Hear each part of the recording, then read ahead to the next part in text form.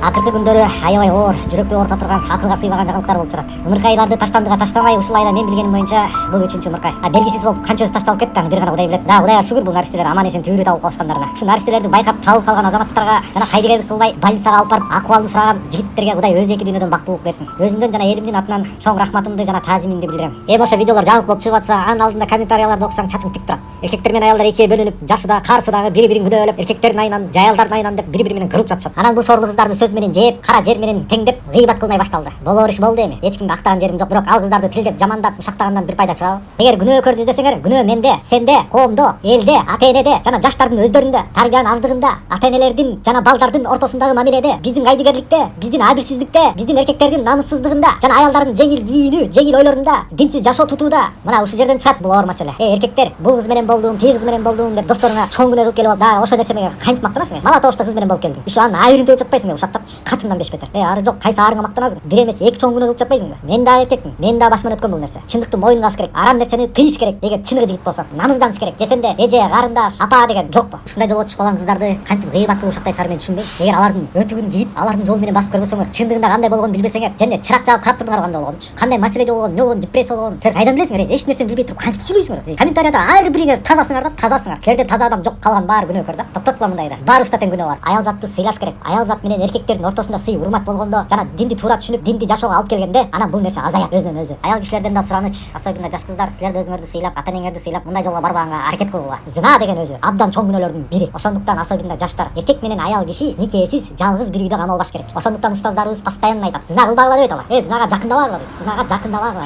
Бул чоң нафыс, бул табият, мен түшүнөм, бирок бул нерсе менен күрөш керек нафс менен. Ошондо гана бул оор маселе токтойт. Эми бейби контейнер ачабыз деген да ой болуп атыптыр. Анысы жакшыбы, жаманбы, мен эч нерсе айта албайм. Биздин улутта, биздин менталитетте ата-энени карылар үйүнө, балдарды балдар үйүнө таштамай деген түшүнүк жок болчу. Мен таза болсом, сен таза болсоң, коом таза болот.